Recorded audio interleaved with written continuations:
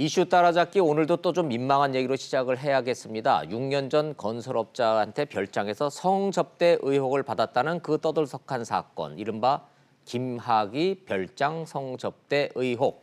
오늘 또 조사받으러 나오라고 했습니다. 어떻게 됐을까요? 이 내용 먼저 보시고 이슈 따라잡기 돌아오겠습니다. 김학의 전 차관의 성접대 의혹을 재조사하고 있는 대검찰청 과거사 진상조사단은 김 전 차관에게 오늘 오후 3시에 조사를 받으러 오라고 통보했습니다. 조사단은 성폭력 피해를 봤다는 여성의 진술이 있는 만큼 사실관계 확인을 위해 김 전 차관에 대한 직접 조사가 불가피하다고 보고 있습니다. 조사단의 활동 종료가 이달 말로 임박한 것도 소환 통보의 배경으로 풀이됩니다.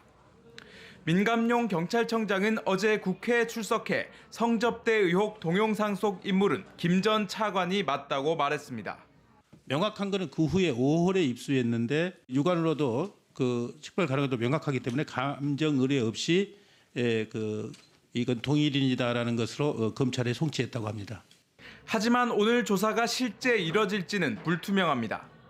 아직 김 전 차관 측으로부터 소환에 응하겠다는 답변이 오지 않았는데 조사단은 강제 수사권이 없어 출석을 강제할 방법이 없기 때문입니다. 조사단은 김 전 차관 출석과 별개로 조사기간 연장을 다시 한번 요청할 방침입니다. 과거 검경 수사의 부실 의혹을 밝히기 위해선 당시 수사팀 관계자 등 추가로 조사해야 할 사람들이 적지 않고 군장성들의 별장 접대 의혹 등 아직 제대로 시작조차 하지 못한 조사가 많이 남았다는 이유입니다.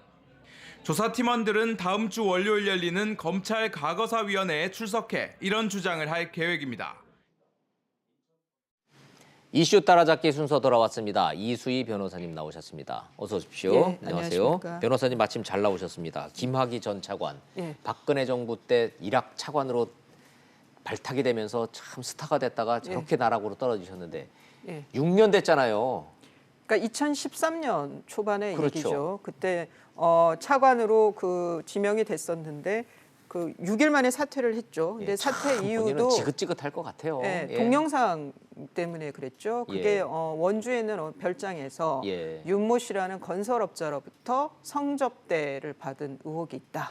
아니 뭐 내용은 다 이제 뭐 기억도 가물가물하지만 뭐 대충 뭐 성접대 받았다고 그때 했는데 증거 없다고 무혐의로 풀려나고 이런 것까지는 이제 시청자 여러분들이 기억을 하고 계시는데. 근데 그때 그러니까 지금 계속 이제 언론에서 성접대 의혹이라고 그러는데 예. 그 피해 여성이 있어요. 성폭력 당했다는 주장이죠. 예, 그거는 성폭력을 당했다는 건데 그거는 기소가 안 되고 무혐의로 처리가 최종 됐어요. 예, 결정이 됐기 때문에 그래서 아마 성접대 의혹이라고 하는 것 같은데 예. 그것도 지금 뭐 그거는 그것도 지금 좀 의문이에요. 자, 좋아요. 그러면 시청자 입장에서 제가 좀 그냥 기초적인 법률적인 네. 질문 좀 해보겠습니다. 변호사시니까. 성접대가 됐든 성폭력이 됐든 6년 전 사건이지 않습니까? 네. 김학의 전 차관에 대한 공소시효는 살아있나요? 제가 이제 그걸 좀 조사하면 이게 불거진 거 동영상이 불거진 건 2013년 3월이에요. 예. 그리고 최종 1차 수사에서 검찰이 무혐의 처분을 낸 게 2013년 11월인데 예, 바로 문제 그해. 예. 그거는 수사가 됐을 때 문제가 대두돼서 수사가 됐을 때고 그럼 이 동영상은 언제 촬영이 된 거냐? 그 동영상 안에 벌어진 일은 언제 거냐? 네, 사건은 언제 벌어졌느냐? 예, 그 2017년에 고소한 그 여성의 주장에 의하면은 네. 2006년 7월부터 2008월 2월경까지 자기가 윤모 그 건설업자하고 얽혀 있었다라고 얘기를 네. 하는 거거든요. 그러면은 그 영상 안의 사건들은 그 2006년 7월에서 2008년 2월쯤에 벌어진 일로 그러니까 봐야 되는 거죠. 10수년 전 일이지 않습니까? 예, 그러면은 지금 이제 그게 성접대라면 네. 성폭이 아니라 그렇다면은 뇌물이 되거든요. 그것도 수뢰. 뇌물. 근데 수뢰가 그 액수를 지금 정하기가 이 성매매는 불법이기 때문에 여성의 그 뭐 성접대나 그거를 액수로 성접대라는 저 죄목은 없으니까 뇌물로 간다 이거죠. 예, 예. 그럼 뇌물이면 공소시효가 살아 있어요? 10년 그렇게 지났는데? 되면은 그게 저기 액수가 그걸 산정하기가 어려운데 만일 그걸 그냥 그때 있었던 뭐 숙박비라든가 네. 뭐 음식값으로 하면은 특가법으로 안 가고 일반 형법으로 간다고 하면은 공소시효가 만료가 됐다고 봐야 되고요. 됐다고 봐야 되고. 예. 그러면 성폭력이면요? 근데 성폭력으로 봤을 때도 2017년 11월에 이제 그러니까 2차 수사까지도 무혐의가 났어요. 네. 거기에 대해서 항고도 하고 뭐 아마 재정 신청까지 하면서 그 결국에는 무혐의 처분이 난 것 같은데 맞아요. 그렇다 그러면 그 처분을 다시 결정을 번복을 하기 위해서는 어떤 새로운 사실이 나와야 돼요. 그게 아니면 다시 수사를 해서 하기는 불가능하다. 예, 사실상 어렵습니다. 자, 제가 이 질문을 드린 이유가 이제 국민 여러분들 입장에서 봤을 때는 이게 한두 번 수사를 하고 한두 번 거친 일이라 정권도 다 바뀌고 그랬는데 이게 또 문제가 되는 게 민가병 경찰청장이 어제 국회 나와서 예. 동영상을 봤더니 누가 봐도 이거는 뭐 과학적으로 수사할 거 말고 할 것도 없이 육안으로도 이거 김학이네라고 육안으로 식별이 가능했다. 예. 그래서 검찰로 넘겼는데 검찰이 그거를 깔아 뭉개더라.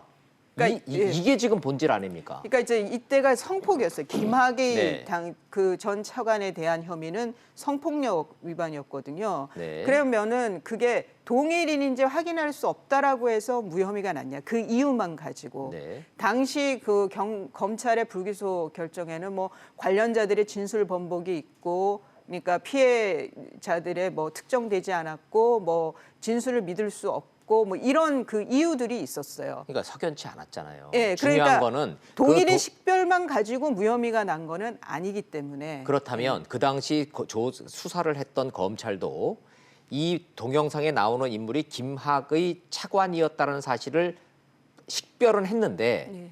이것이 범죄냐 아니냐를 고민을 하다가 불기소 처분을 했다, 무혐의 처분을 했다, 그렇게 됐다는 거잖아요, 논리 구조는. 그렇죠. 불기소 결정 이유만 놓고 보면 그렇죠. 그런데 검찰이 정권이 바뀌고 난 다음에 재조사위원회가 이걸 다시 끄집어서 쫙 이거 봤더니 당시 검찰의 그 판단은 좀 이상한데 석연치 않다. 석연치 않는데 네. 이렇게까지 된 거죠. 예, 그래서 김학의 전 차관을 그러면 그 성폭법 위반으로 처벌할 네. 수 있느냐? 그거는 제가 말씀드린 어떤 공소시효 문제도 있고 법적으로 만약 재정 신청까지 해가지고도 받아들여지지 않은 거라고 하면은 소송법적인 문제가 있는 건데 네. 지금 그러면 그 석연치 않은 결정이 왜 나왔느냐? 네. 거기서 뭐 당시 수사 라인이라든가 예. 아니면 뭐 법무부 장관부터 해서의 고위층에서의 국민들은 비호가 지금, 있었느냐?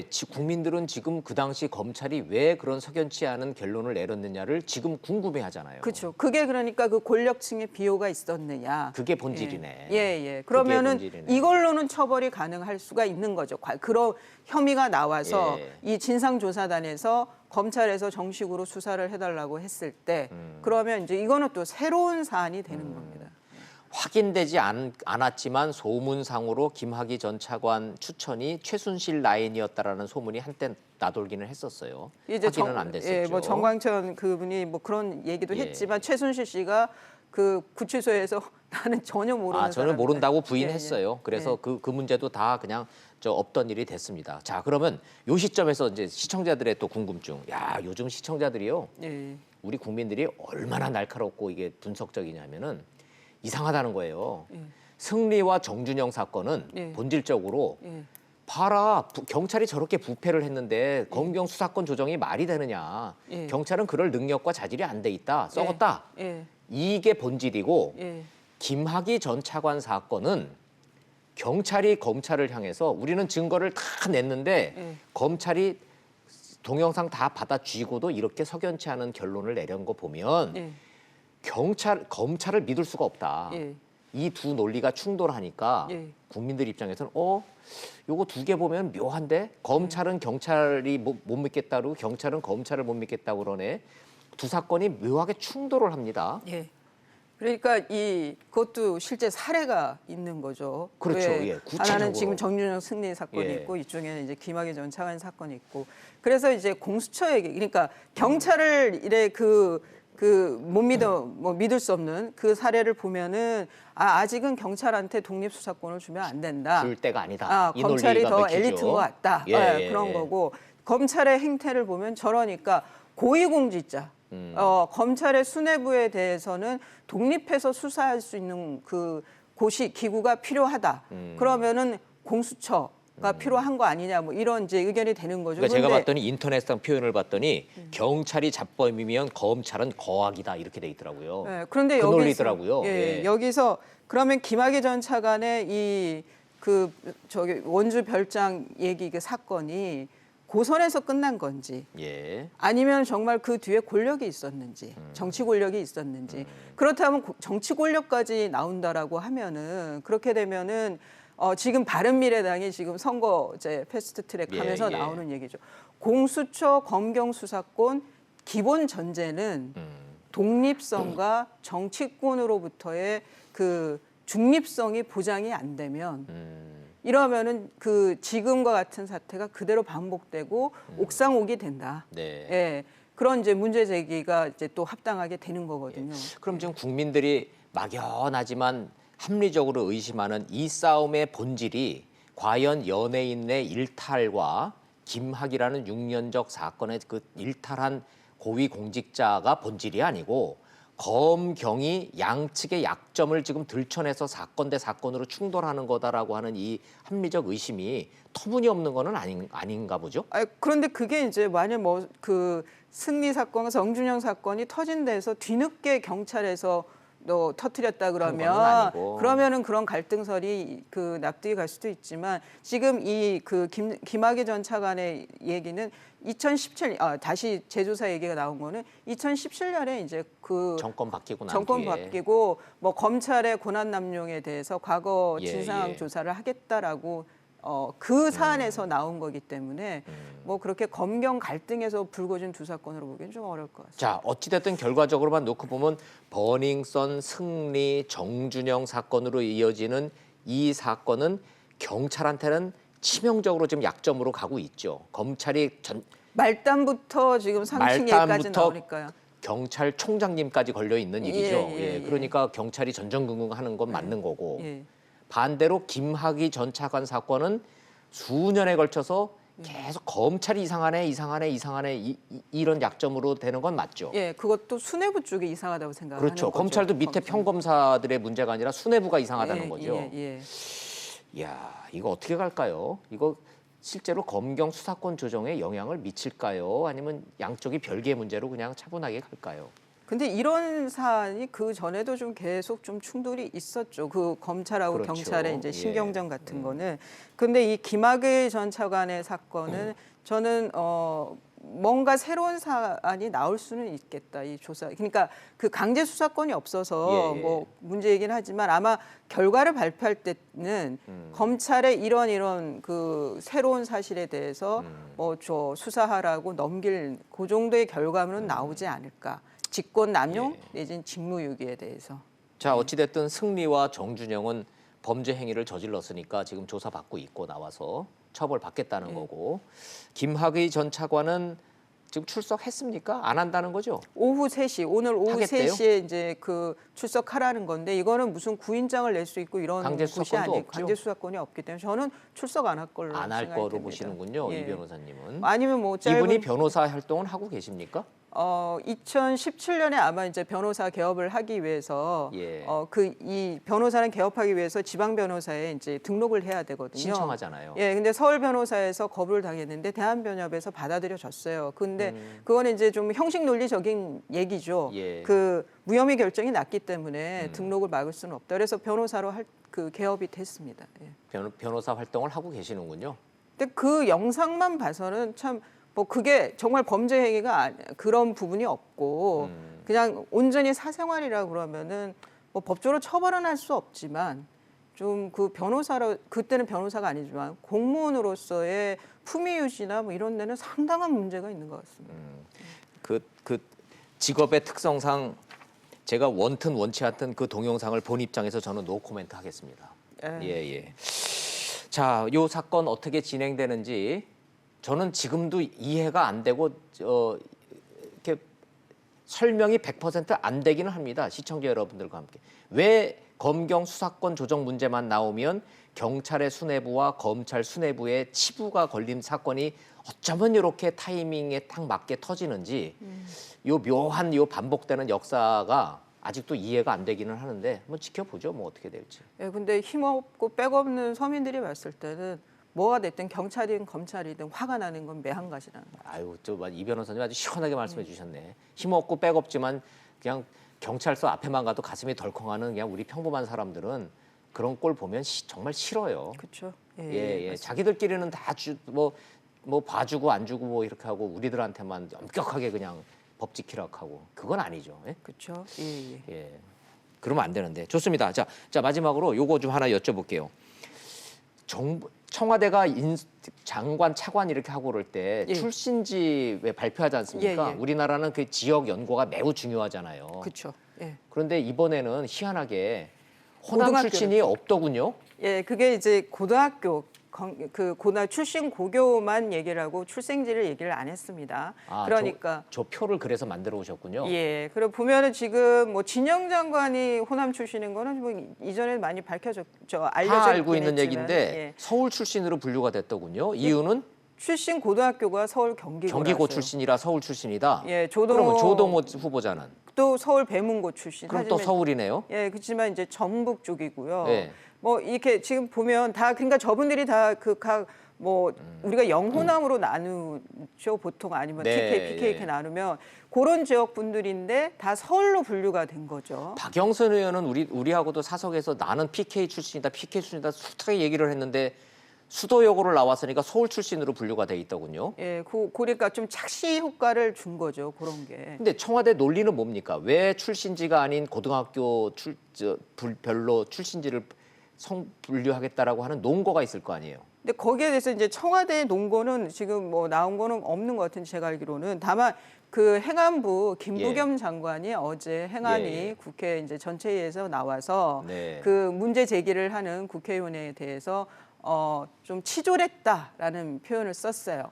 누가 이런 발상을 했는지 모르지만 눈 가리고 아웅이다. 눈 가리고 이런, 아웅이다. 예, 그런 얘기죠. 근데 왜냐하면 이게 확실히 김부겸 장관은 예. 할 말은 하는 정치인이에요. 그래서 매력적인 거죠. 그죠? 그분이. 예. 그래서 왜냐하면 뭐, 저거 청와대 입장에서 청와대 생각하면 못하는 말이거든요. 감히 청와대한테 장관이 치졸하다 그럴. 예, 그러니까요. 근데 보면 좀 그럴 만한 게 7개 부처의 개각이 났었는데 네. 거기에 4개 부처가 출신지로만 하면은 호남 인사였던 거예요. 그렇죠. 진영 지금 예. 그 다른 분들 국토부 보면은 진영 차관, 의원을 예. 해서 뭐 국토부 장관도 호남이고. 그러다 보니까 이제 그러면은 그 뭐 지역 편중이 없었다 이런 얘기가 있었는데 그거는 아니지 않느냐. 뭐 이런 문제. 행안부, 과기부, 해양부, 중소기업부 전부 다